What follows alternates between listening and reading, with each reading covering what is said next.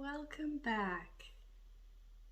My name is Brittany and I live in Whitehorse, Yukon on the traditional territory of the Gotland First Nations and the Tonquichan Council. I was born and raised here, and if you are a new viewer here, I'd like to welcome you to my crafting podcast, Fibre podcast, or vlog. I find it so funny. Anyways, I will probably babble if I let myself carry on. Anyways, welcome here to my little cozy corner. It is definitely cozy today because since the last time I filmed, we have lost, I think it's been about 3 weeks since the last time, or close to it, since the last time I made a video. And every day we lose 5 minutes of daylight, and today just happens to be a overcast, fluffy, snowy day. So it's winter wonderland today, and I've already shoveled the driveway and the sidewalk. And I wanted to podcast today because I have a shop update, or I'm reopening my shop today, and I wanted to show you guys some things, talk about my passions and things I'm working on, things I've finished, and some new acquisitions of Canadian makers I really wanted to highlight, and I've been wanting to talk about them for a while, and I finally have something to talk about them. So without further ado, I think I've covered most of the sort of intro bases. I will share what I'm wearing. I might have talked about this before, but if you've been to the Knit City or Fibre Frolic, you will have seen this sweater. This is my legacy pullover, and you guys have seen this on this podcast in a new teating yarn that I had knit myself, but this one I wanted as a sample for at the festivals. And actually this lighting is really nice actually on this on these colors. So this yarn here is my hand-dyed yarn. The pattern was originally knit and designed in a woolen spun singles just like this one, with fin wool, which blooms quite a bit. It's beautiful. I've touched it, and it's lovely, by Kalia the Luddite, and I'll link her below for because I've mentioned her, and I love talking about Kalia.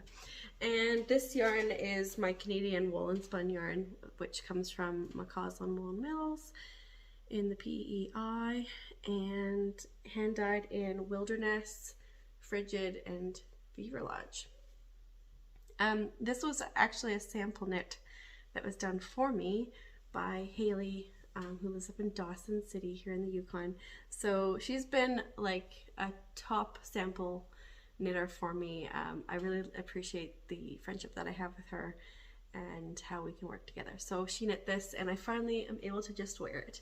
So it was hanging out as a sample for a while, and been waiting so long to have a sweater pullover in this yarn. So the Legacy Pullover by the Bluebird Box. Anna, she often gets mentioned, probably every podcast, because she's a lovely friend, and I got to meet her recently at the Edmonton Fibre Frolic. More to come about that. And I'm also wearing my free mitts, which I talked about in the last episode.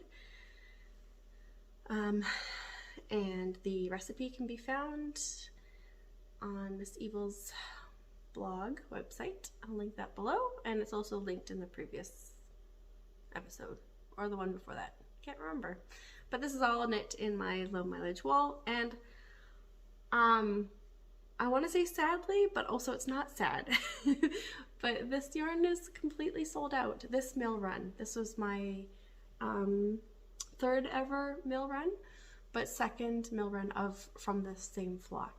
So that is sold out, but I do have my first mill run from the same flock, which is a 2-ply lovely yarn, and I will show you that soon, as well as a new yarn that's going to be in the shop tonight.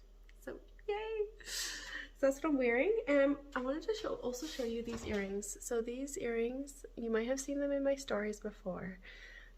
They are wolverine fur with lamb, yes, lamb skin that's wrapped around the top, and then these just little hoops. They're lovely. Anyways, I have two different varieties. I've got like threaders and these ones too, and they are made by my friend Vanessa, Ira's daughter. She's a lovely, creative, adventurous woman whose work has been featured in Vogue, which is amazing. And she and her husband have a trap line where they ethically harvest all sorts of different varieties of animals and their fur, and they use every part, or they find homes for all of the parts of the animals, so it's ethically harvested and respected. And so these wolverine fur, I'm not sure if they were the ones who harvested that fur, but if they don't harvest it themselves, they at least go to our indigenous trappers and source from them and pay them what they are worth. So I will link that below. She has a variety of different options of gems as well. So yeah, that's what I'm wearing. Anyways, and I'm also drinking some black coffee as per usual. And this is in a mug handmade by, her name is Lori, and she lives in just outside of Airdrie, where my dad lives, Airdrie, Alberta. And she is called Willow Prairie Pottery, I believe. Oh, Prairie Willow Pottery. I'll link her below, and I've got a story to talk about this mug a little bit later. And I'm drinking black coffee from our Midnight Sun coffee roasters here in the Yukon. It's so good. So good. And I smell my candles behind me, which are all also Yukon made. I love supporting my local Yukon makers. This is a beeswax by a family-owned business here in the Yukon. That's often, I don't know if you can actually order this online, but I'll find out. And then this Northern Light candle is, they're called Northern Light Company. Oh yeah, handcrafted in the Yukon. This one's called Pay Dirt, I think. I don't know. There's amber, whiskey, and tobacco, and gold flakes. So it's really musky. I love a good musky candle. Makes me feel good. Okay, so I have two finished objects, and I have, let me just think. I have lots of whips, but I only want to bring out the ones that I've made some good progress on and that I really want to talk about.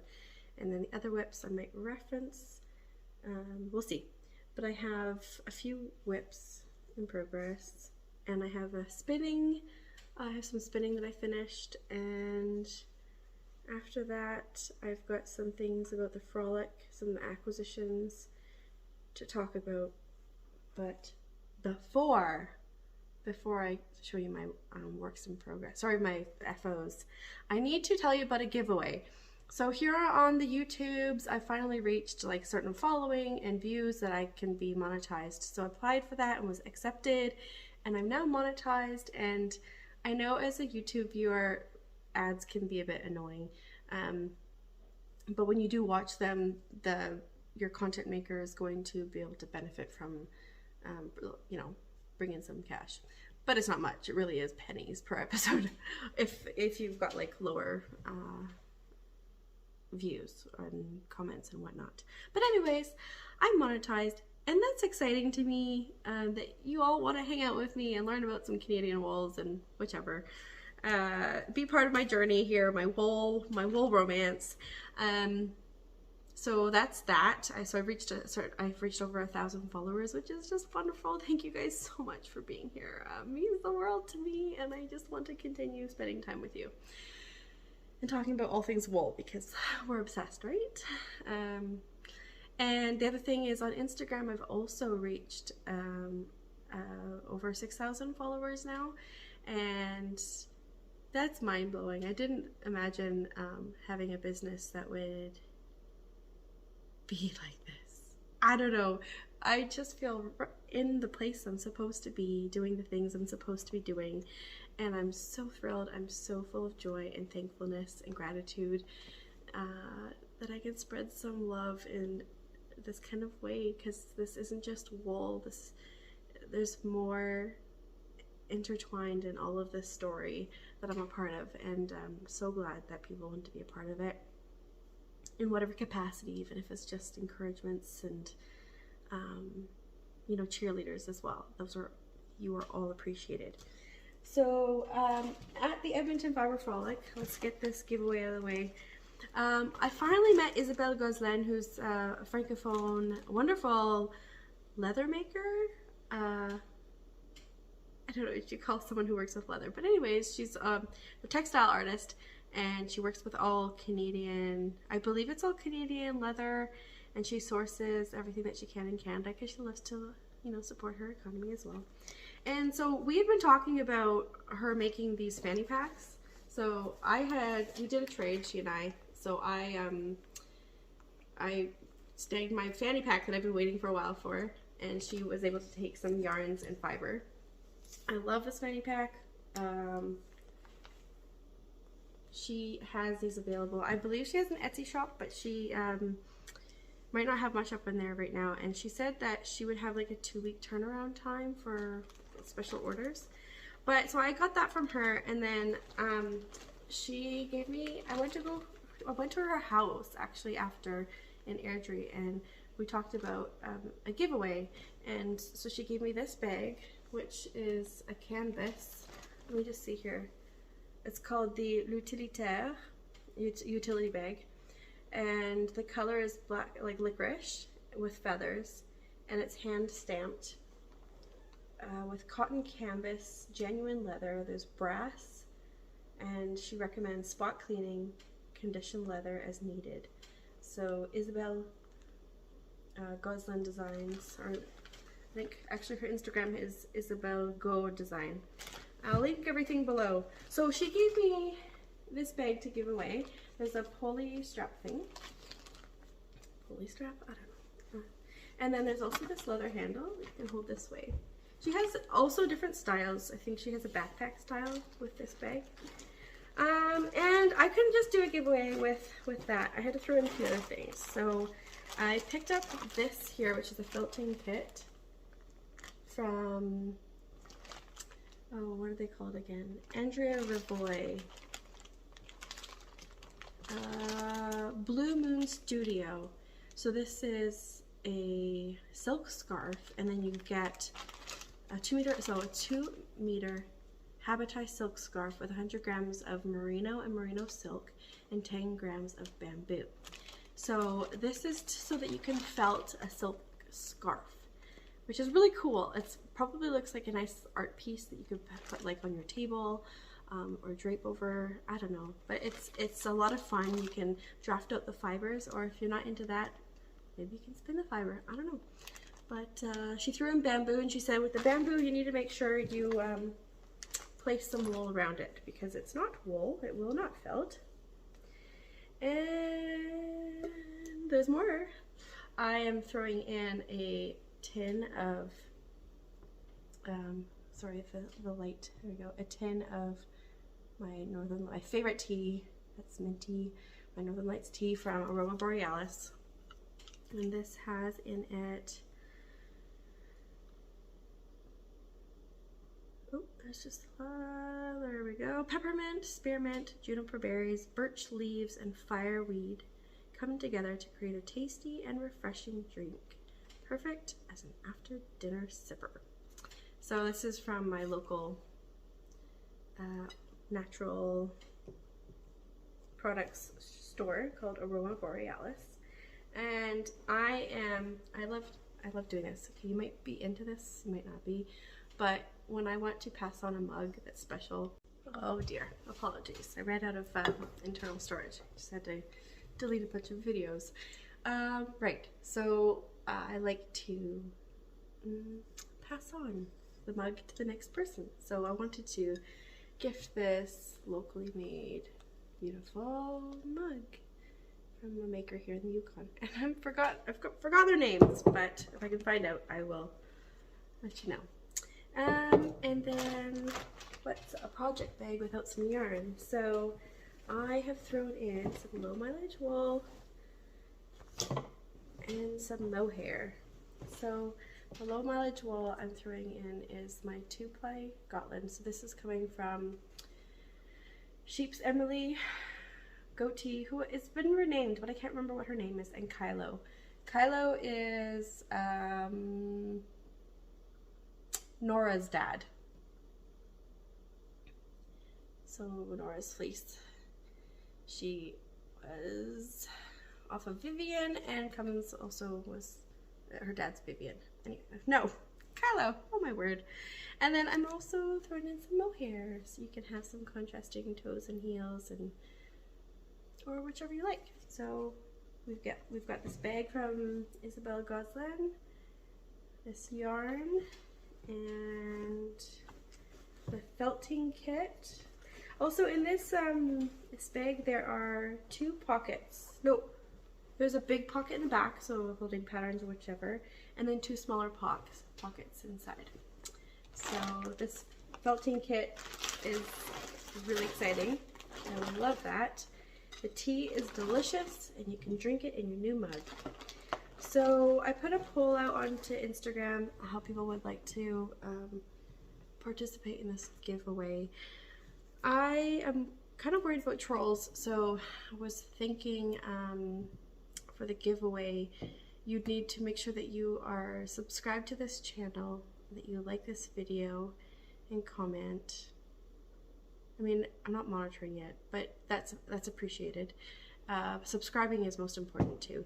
And then I was thinking over on Instagram I would do the giveaway over there. Most of the, probably about 98% of you said host it on Instagram, but I didn't actually, you know, say to my YouTube's folks where I should host it, but I think it's a little easier for me to check over on Instagram. At any rate, if you do comment and you like and subscribe on this channel, I will probably have to hand write out everything, or maybe I'll just figure out how to link the 2. We'll see.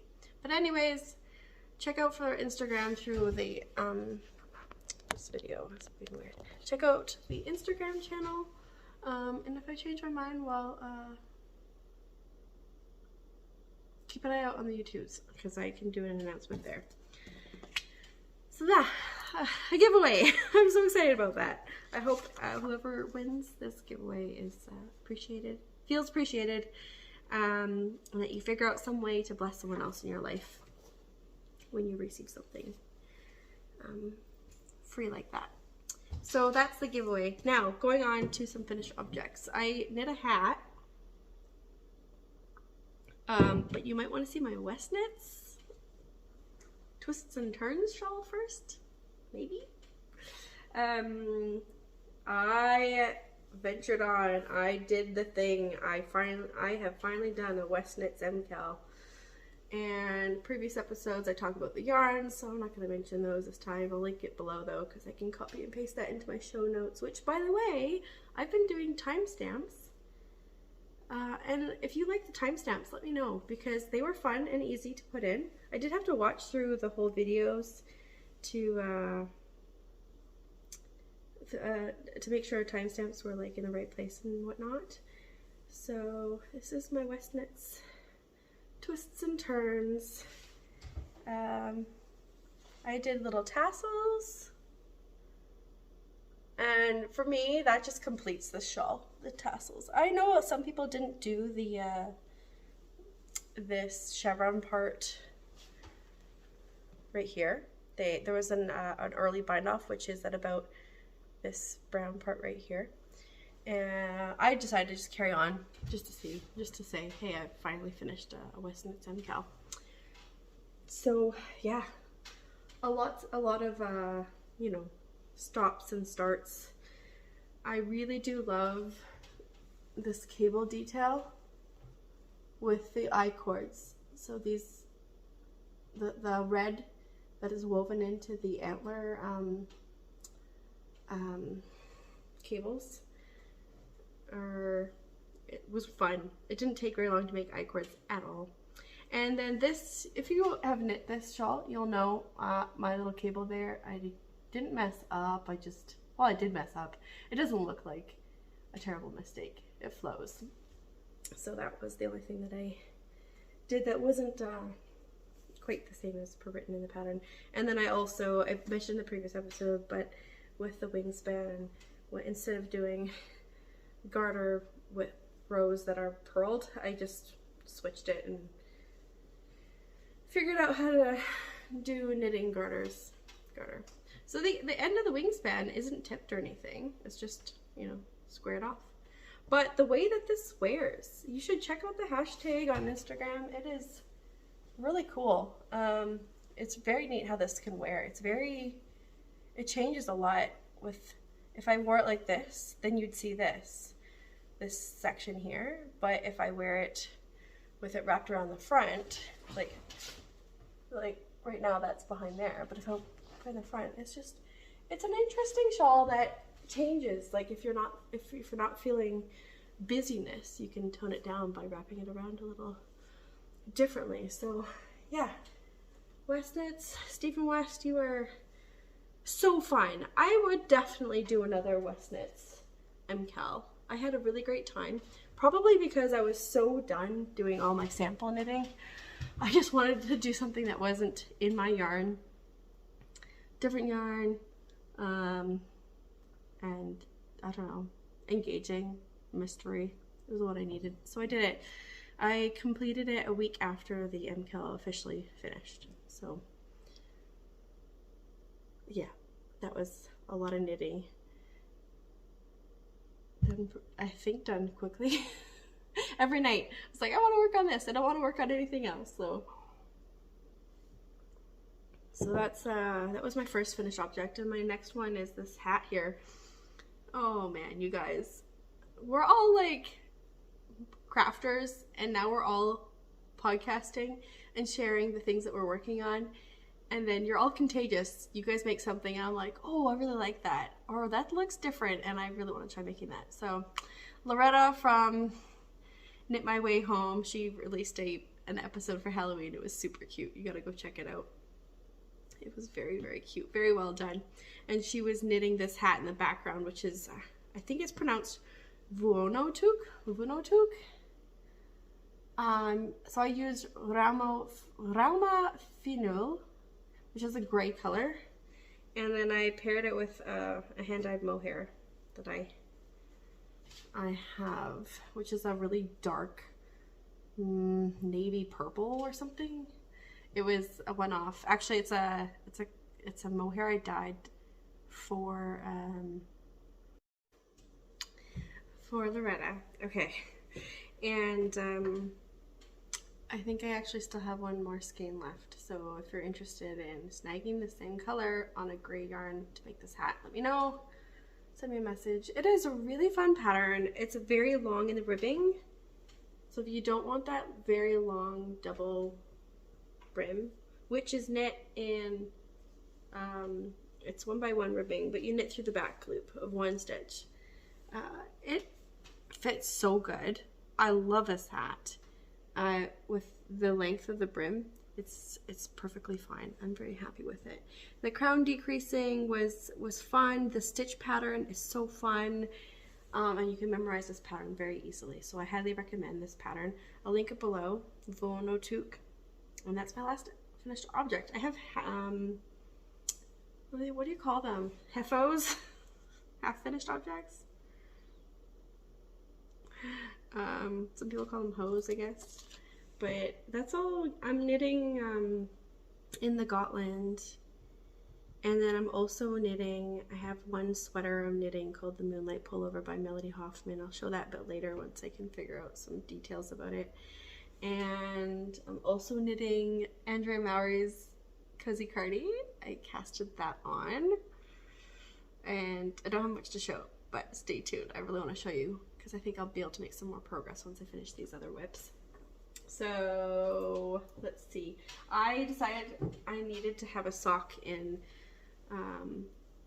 my low mileage again. So I have a sock in this yarn, which is the white. And this one has Mabel, Roan, and Barbara. Those sheep have really beautiful fleeces. They're like the pearly grays or whites. I mean, they're pretty pearly.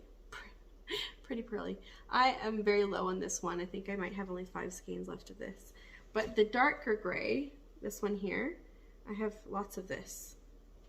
You guys have like issues with gray or something? You can pair things with it to color it. I just refuse to dye this because I love seeing and feeling it as though I'm touching the sheep.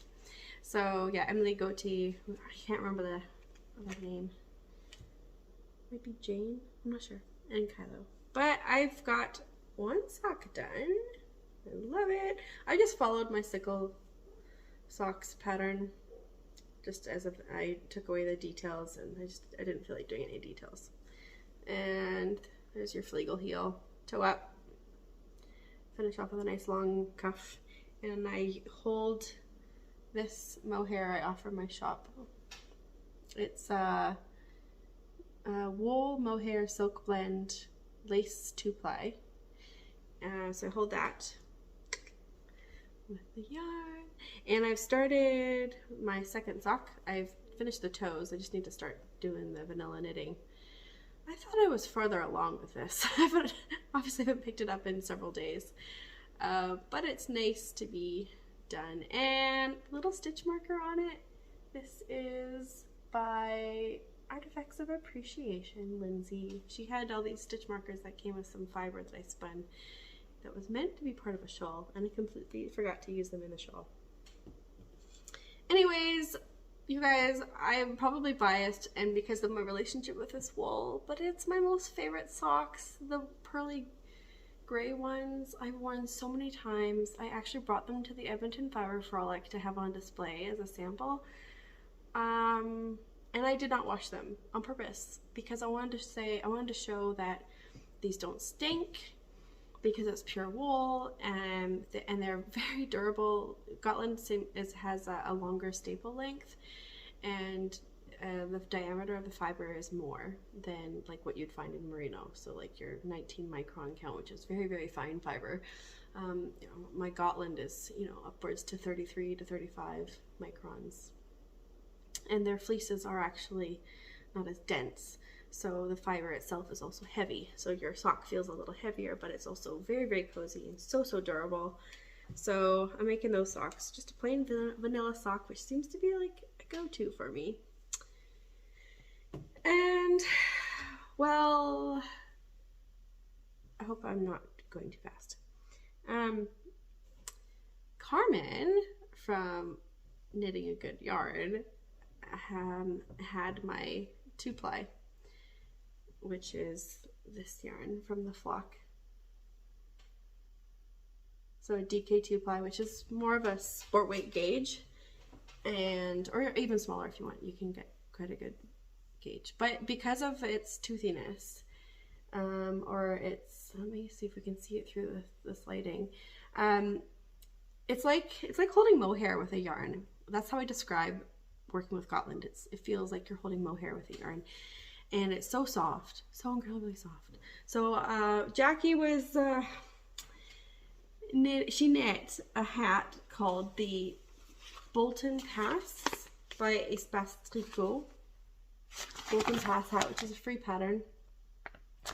And I went down needle sizes to 3.5 for the brim and 4 for the body. I think Jackie actually went down to like a 1.75 millimeter needle, which is like, good for you, Jackie. That's not easy. And I have finished the details, which is actually, here, I'll show you the pattern so you can see it a bit better. So you have ribbing that kind of goes up like this on the one side, and so as you're knitting, you're gradually doing less and less ribbing, but there's some fun interest in it, and then stockinette the whole way around. So I've finished all the ribbing, and now I just need to do the stockinette until it's a certain length in the body of the hat. So I'm knitting the smallest size. I always seem to enjoy my hats with about 96 stitches up to a 4mm needle, so that's what I am doing. It's lovely. I can't wait to wear this. It's lightweight and it's gonna be warm, so cozy, because this just keeps your heat in. So yeah, this is some pretty small whips I've got going on. The bigger whips I want to show a bit later when I've got something, you know, more substantial to share. So yeah, I wanted to show you a few things. Oh dear, This phone has so much storage on it. So much stored on it. I'm back. Not that you knew I was gone. A few more things I wanted to show you. Okay, so whenever I get fleece from a shepherd, I have noticed that most shepherds, they don't have the time, unless they're home full time and have help, to be able to make something with their wool. Or they might not even know how to make something with their wool.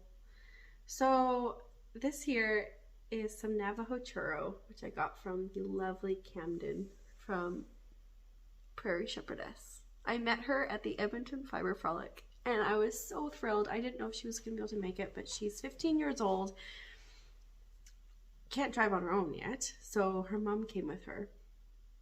I think her name's Kylie. I might be wrong.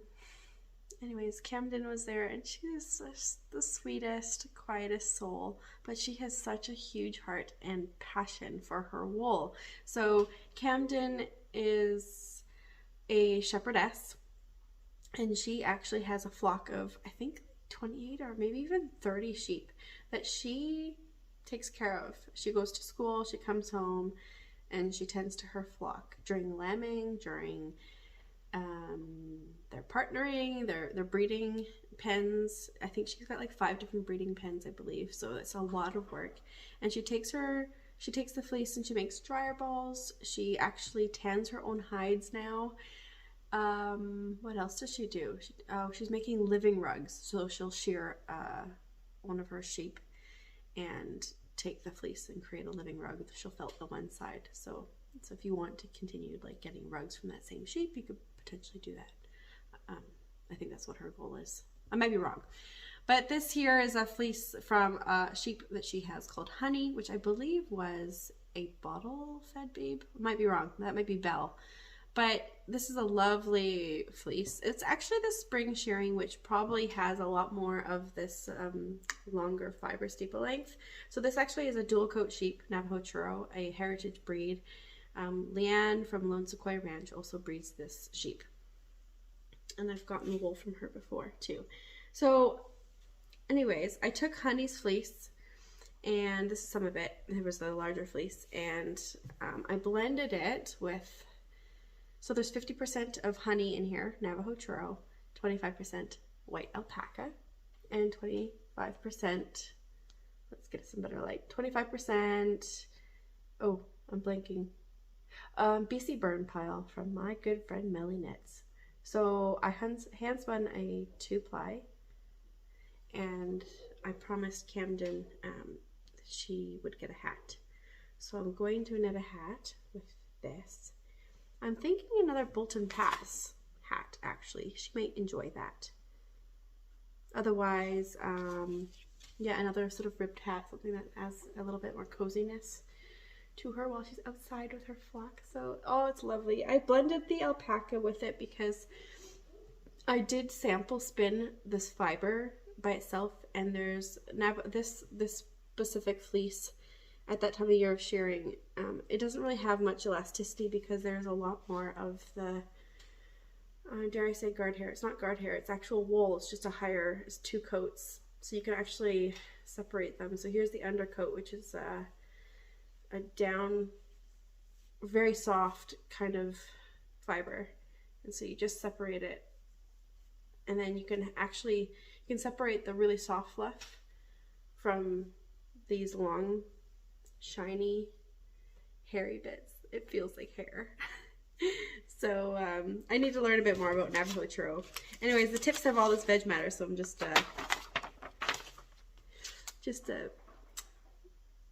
showing off some veg matter from my paper.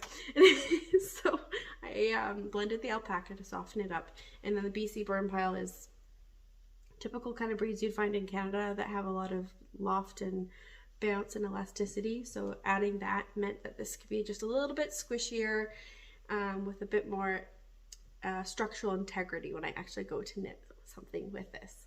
So I thought about casting something on just to show you, but maybe I will get some footage and share that on Instagram, or yeah, I don't know, we'll see. But you'll get to see what this becomes. So I'm really excited about this, and I'm so happy that I could make something for Camden because she's a sweetheart. 15-year-old prodigy. I met Anna from Long Way Homestead at the Edmonton Fibre Frolic again. It's always really nice to see her. I've only seen her twice. But anyways,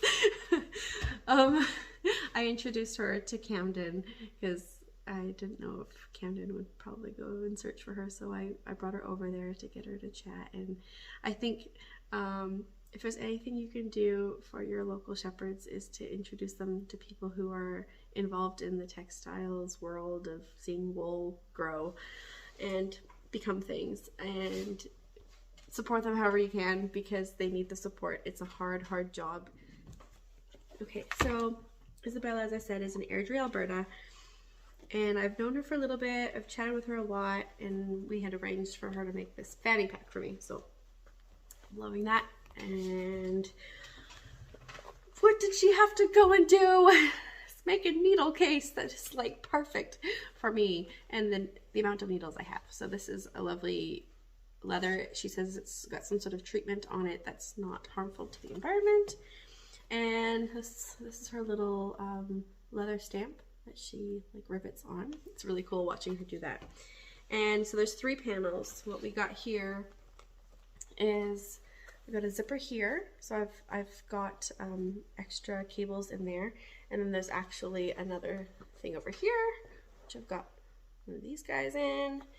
And then over here we've got some snaps so you can hold your fixed circulars, and up here you can hold something else. I don't have anything in there right now. And I have actually, when I'm not using them, I have DPNs, oops, here, right there, and DPNs over here. Those are the only ones I keep, 2.25 and I think 2.5. I might switch them out to like 3.25 or something if I'm doing like a DK sock. And then these here are my Haya sharp needles. I don't have many, but that's where I keep those ones. And then over here I have my shorties. Oh, Haya over down here as well. So I've got my shorties. Chiagu shorties, the sharp ones, like in the blue red pouch, and then these ones here are the next sizes up, so like your 3.5 and up to 5, and this is your 2mm up to 3.25. And she's got these holes here that are meant for darning needles, but I've got my keys there. Oh, is that blowing out? There we go. I've got the keys there. What else have I not talked about? That's about it, really. I was worried that it was going to be really bulky and really thick, but with my needles that I have, the Haya and Chiagu, it's quite nice. And then you just take your leather strap and wrap it around. So, oh gosh, I can't remember what these are priced at, but it's well worth it. I don't have to buy any sleeves to put into them. I like something very easy and simple, and this was it. I know Anna from the Bluebird box got one. She came to my booth at the Frolic and she's like, I got this. And I was like, oh, I saw that. And I've had some FOMO and I was like, I really need that in my life. So I went back to Isabelle and got this along with a project bag. Do you want to see it? Do you want to see my project bag? And I had to get it because John and I are hunters, so I had to get it. So this, she's called her a hunter color block, and so it's got the cotton canvas, leather, copper, and to spot clean. So I bought this bag. Look at that. It's like hunter's orange, so I can take that when we go hunting and knit and not lose my bag. So there we go. I didn't actually get any yarn at the Frolic, just those things from Isabelle Gosselin. So after the Fibre Frolic, which was an amazing time, I then took off to go see Sierra and the flock. John just got home and I'm gonna be weird for a moment. I drove down to go see Sierra. I was originally going to go on the Wednesday, but the forecast looked kind of not promising. So the Monday I drove down, I showed up to Sierra's property with her kids home and saw all the sheep. I saw all the sheep.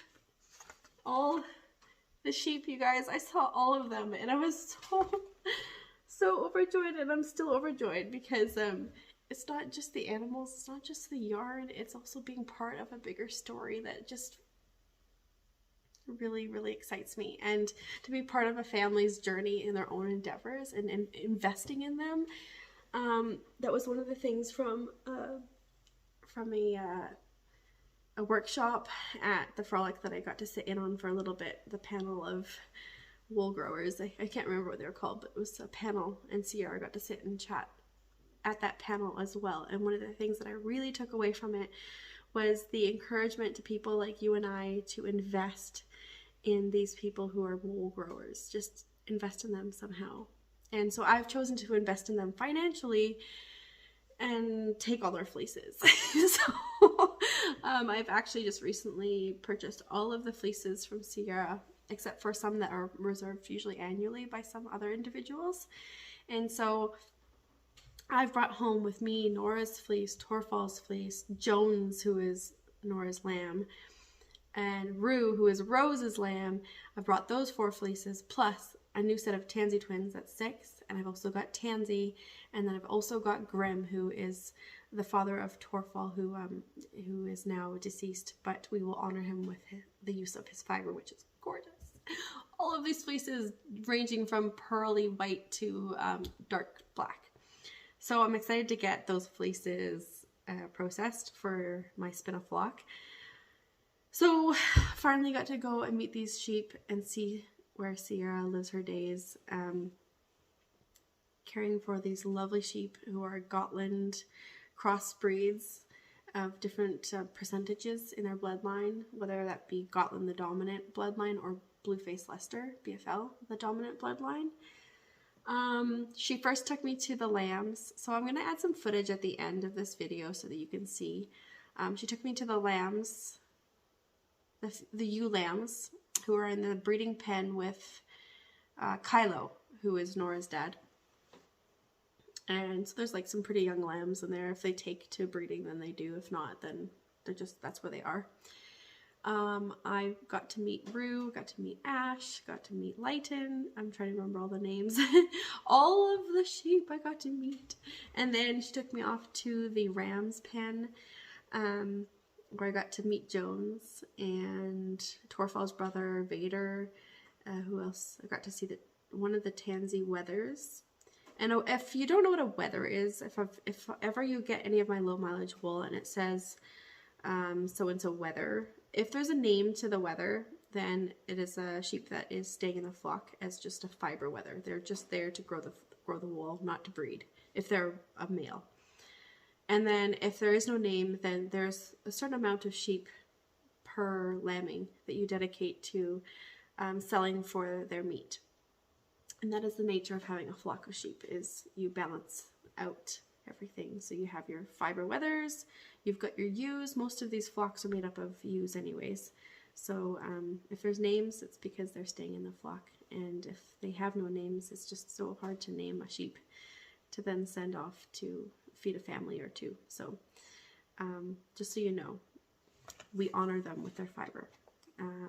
So yeah, anyways, after seeing the rams and the fibre wethers, so Jones is a fibre wether. They're keeping him in the flock because I got to say, can we keep him? And I got to name him. And anyways, then they took me over to the ewes, mature ewes. So I got to see Nora. She was a little shy because she was flirting with Torfall. And so they were a bit preoccupied. And I got to see Tansy. Tansy is just the sweetest Icelandic sheep. She is so friendly, so soft. And I think she must have something else in there in her fibre because she's so soft. So we think maybe Shetland is somewhere in the like foundational breeds, because a lot of the times when they breed for specific bloodlines of a breed type, they need to have a foundational breed. So like, I don't know, BFL or Dorset or Shetland or Cheviot or whatever sort of breeds that are here, and bred in Canada. They would introduce by inseminating and then breeding to get that bloodline to come out more dominant.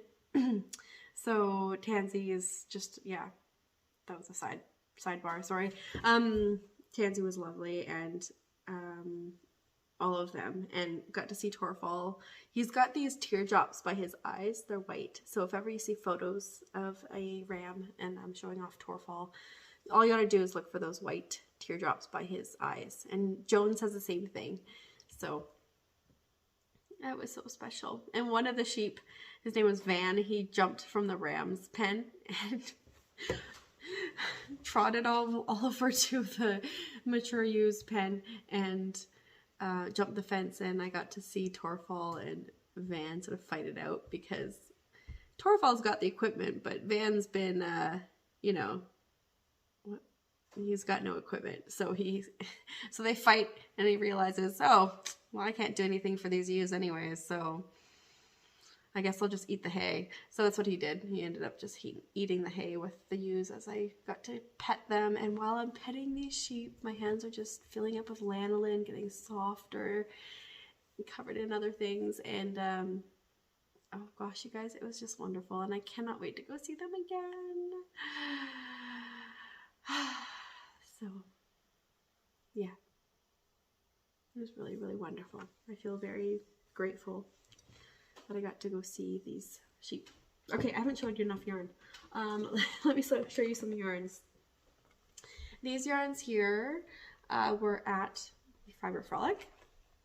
So Sierra actually had these yarns spun at Rosebud River Fibre Mills, which was my first mill run.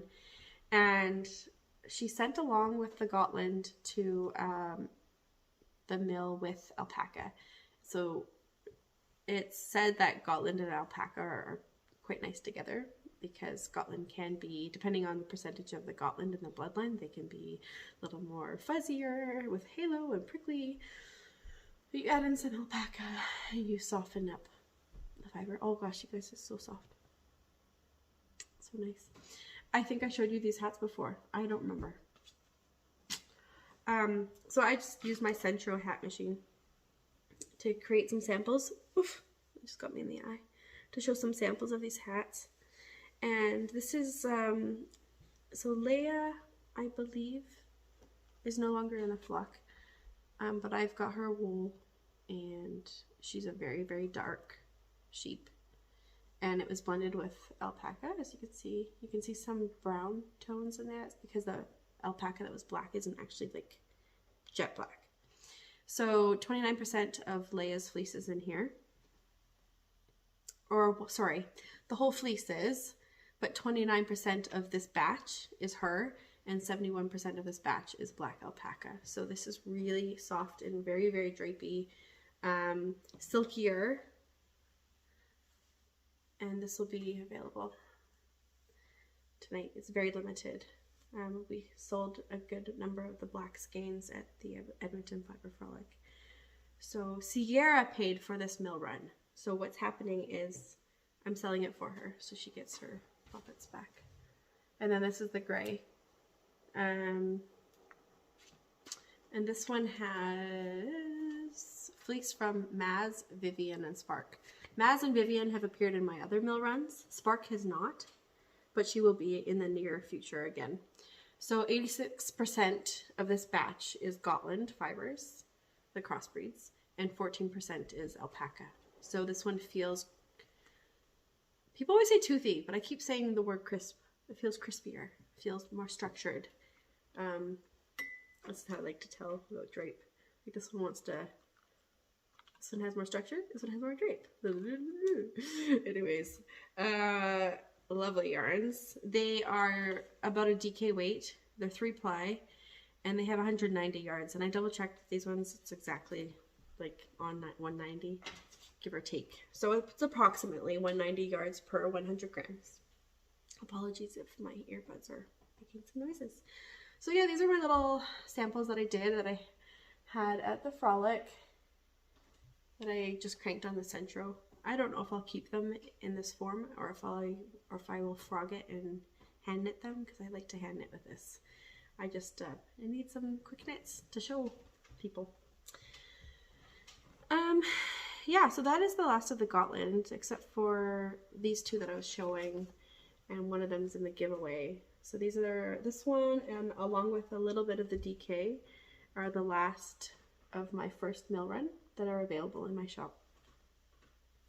And then I also have my other low mileage wool, which actually comes from, it's spun at Wellington Fibre Mills as well, but the yarn itself, sorry, the fiber came from Twin Oaks, from 3 different sheep. So I only have 2 more skeins of rose gold. This is Ginny, she's a Romney ewe, and this is a worsted weight. So 105 grams and 208 yards. This is really, really nice. And again, you've got some drape and some luster. This fiber takes dye so beautifully, and if I can get another mill run of this from these sheep, or at least from the same flock, I will. But that all comes with a cost. Like, I have to pay for that. So until I can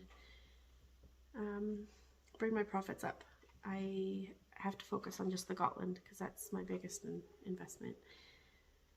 And then I have these 3 sock yarns left. So this was from Rue and Pippa. What, I can't remember which one's Romney, which one's BFL. BFL? Yes. Okay. Rue, I think, is the BFL and Pippa's the Romney. And then so 70% of the batch is those 2 sheep, and 30% is mohair from Wellington Fibres. So they have a flock of Angora goats, and so 30% came from their flock. I don't know which goats, but this is Beaver Lodge, this is Love Story, and this is Bloom. And the only sample I have to show you, I actually do have another sample, but it's in a colorway I don't have anymore because I sold out. I have this big long sock tube I need to actually finally turn into a sock. But here we go. For stitch definition, this was cranked by my friend KZ Knits. So yeah, these are the only ones I have dyed because they came back very creamy white. And that's not easy to sell. You guys like things dyed. So do I. It's kind of hard to sell white yarn for socks, right? I think. And then lastly, just going back to the whole Edmonton trip, I did a trunk show at the Yarn Twisters in Southeast Calgary. And a little bit of a back history here. When I first started hand dyeing yarn, I did several wholesales with my local yarn store, Itsy Bitsy Yarn Store. And every time I would go visit my dad with the kids in Airdrie, I would go and visit Willow N Wool, which was a yarn store in Airdrie. They are now closed down. But Barb, Michaela, and Lori is the potter of this mug,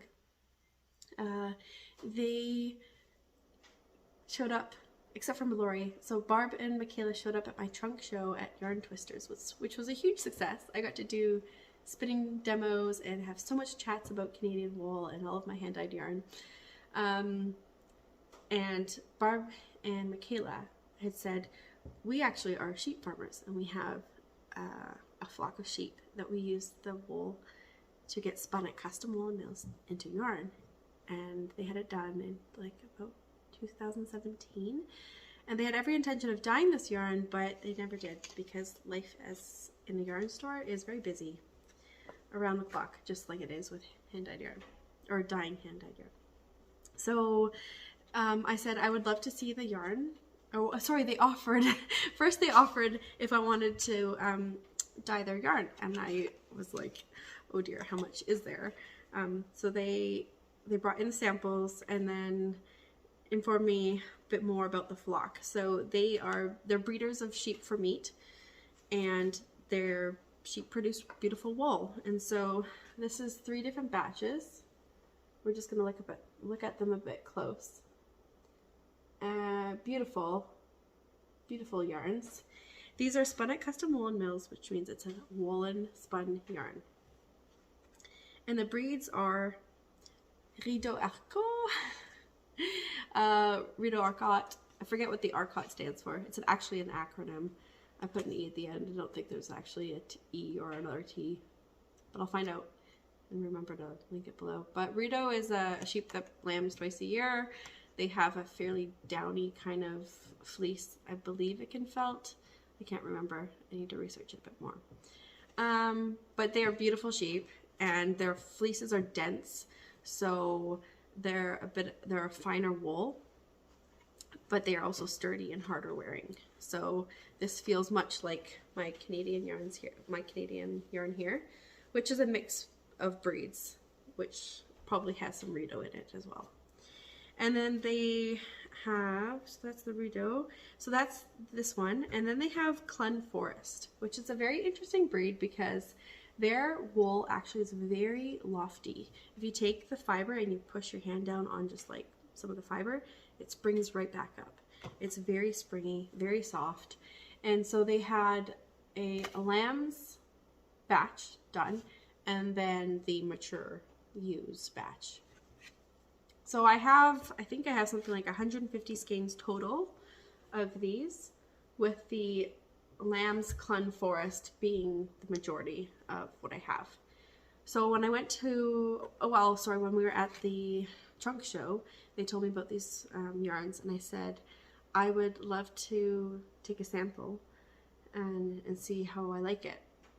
And so then after the trunk show, I went out for dinner with Charity from Brian Dye Works, and that was wonderful to visit with her. I don't want to keep the story too long, but my visit with Charity was wonderful and amazing, and so worth going to that trunk show. I didn't know she was going to show up, but she did, so she surprised me, and it was totally caught off guard. Another sidebar. Anyways, so I took this yarn home that night back to my dad's house, and was sitting there going, oh, they said they lived in Airdrie. I should ask if I could go and see them. So I messaged Barb saying, can I come to the farm? She said yes. So I went the next day. I went out just in the afternoon, like at around 2 o'clock. It was a lovely drive, so many straight roads, flat land, and showed up, and I saw the sheep. They were just being fed, and we walked to, they showed me their horses that they breed.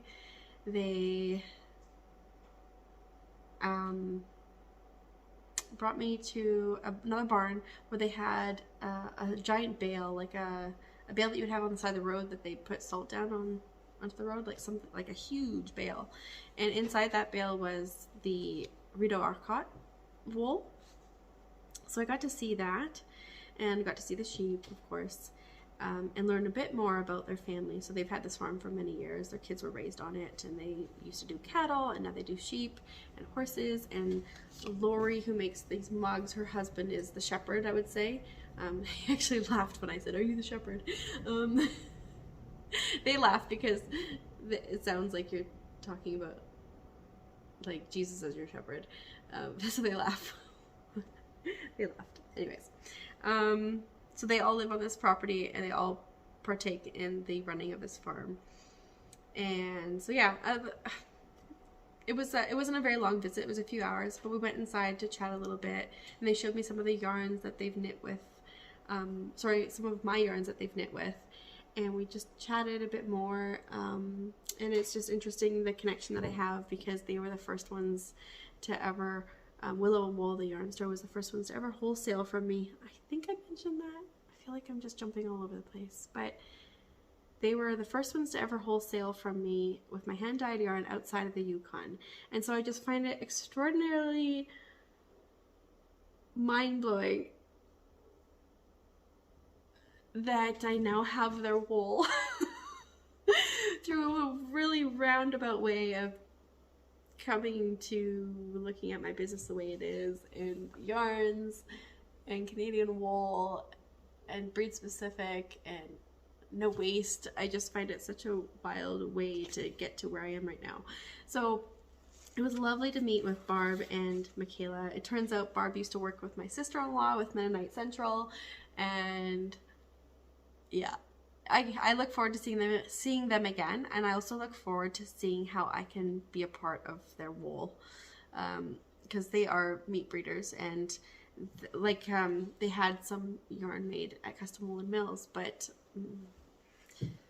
mills can only mill so much, and sometimes they have to say no to people. So I don't know what's gonna come of that, but we shall see. So for now, I have something available that will be limited again, but I feel like if you've been around and you know I offer limited things, you're here for the limited things because you want to be part of a Canadian wool movement, dare I say. So yeah, I'm excited to dye these. I've seen these yarns dyed. They take color very nicely, just like this one does. They can be pretty saturated. You do have to use a lot of dye to make a yarn saturated, but yeah. Anyways, I think that was all, you guys. I could show you other things. I could talk a little bit more, but it's like overfeeding.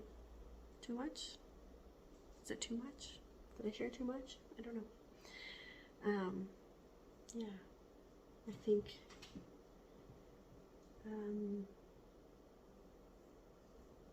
I've shared with you guys a lot of things that I was really excited about and wanting to talk about. Yeah, and I hope that I don't know. I hope that you feel inspired by some of the things that I'm offering as far as what I'm making, or even just the yarn. I don't know. Getting kind of weird now. Yeah, I'm trying to think of some reflections and some people I met. Oh, one last thing I can tell you about. So when I was at the Edmonton Fibre Frolic, this is a little bit of a story time. I met so many lovely people. I met Laura from Camp Fibre Yarns. She came by my booth, and I got to finally meet Ashley from Comfy Cozy Knits. She's been a good friend since the beginning. Same with Allison Barnes. So I got to see those lovely ladies, and some podcasters and friends who came by. Hi, Agnes. Were Anna from the Bluebird Box. I think she might have been the first one who came by. And Leanne from the Nitty Stew came by and we got to visit. They were both there, I think. Were they there both days? I think. Or maybe Leanne only came for one day. I can't remember. Anna was there for both. Who am I missing? Anna, the Nitty Stew. Several of you viewers, I think, were there that I got to see, and then also some Instagram followers who came to say hi and introduce themselves. That was so nice. Oh, it was exhausting talking, but when you're passionate about something, it's like you somehow find all the energy to be able to talk. So yeah, I got to talk about all sorts of wonderful things. I got to show off my Twists and Turns shawl. I think they had 2 different times where you could go up and show your shawl and enter a draw. I didn't win, and if I did, I probably would have just given it away because I feel like hey, Agnes, my bunny's being naughty. Do you guys know that as cute as bunnies might be, they are very mischievous? Yeah.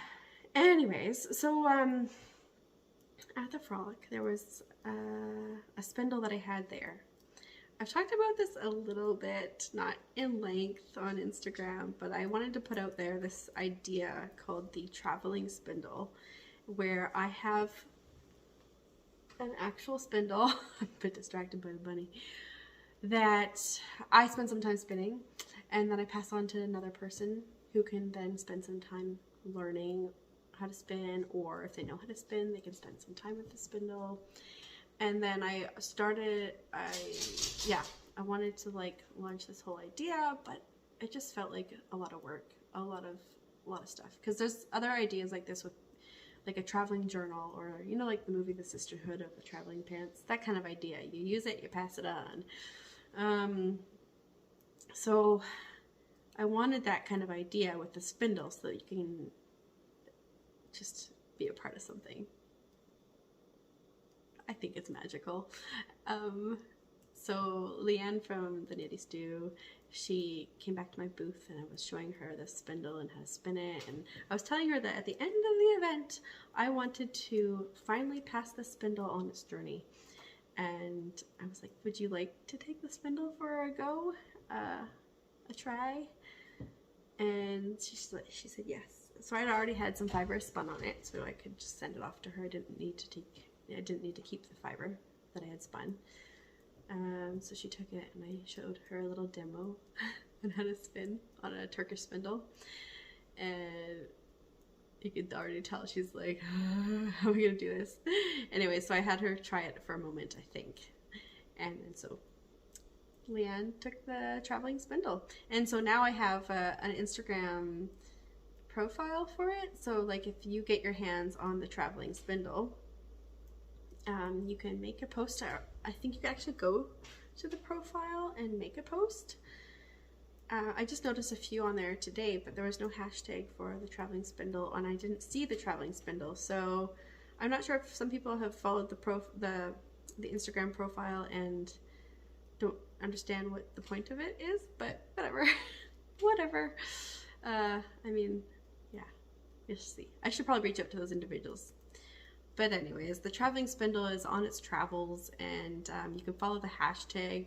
The rules are use the hashtag, spend some time with the spindle, pass it on, and maybe with some fibers so that person doesn't have to like hunt out some fibers. So just keep passing the spindle on with some fiber to the next person, and document it on social media with the hashtag and tagging me.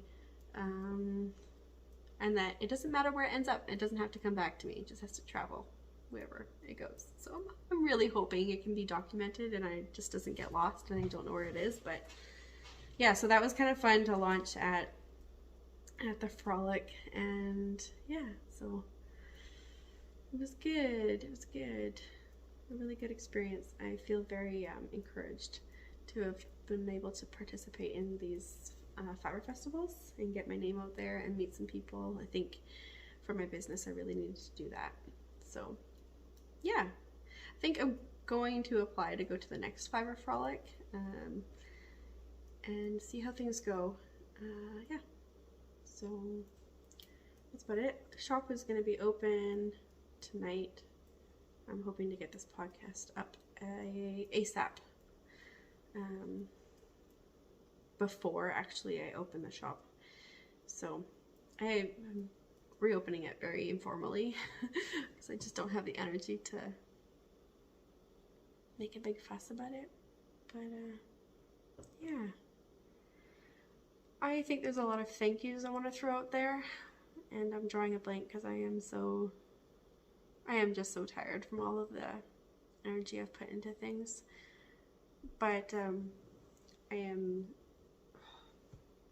so thankful for all of the encouragement and the love that I receive for my yarns. And this channel wasn't supposed to be all about my yarns, but this episode is. And I'm really enjoying the things that I'm crafting on. Yeah, I'm really enjoying just some life things with this business and what it brings me, what joy it gives me. And yeah, so I always feel like there's something I've missed out on sharing with you guys, but at any rate, I do hope that you love being here. So yeah, don't forget to check out the footage at the end of this video so you can see the flock. And yeah, I'll see you next time, my friends. And until then, I hope that you are happy making whatever brings you joy, and that you find ways to bless the people around you. Yeah, find some ways to spread some light to the people around you. I think that's important. And to receive some love back when people are offering it. I think that's sometimes hard to do. But anyways, I love you guys, and thank you so much for being here. I'll check in with you next time.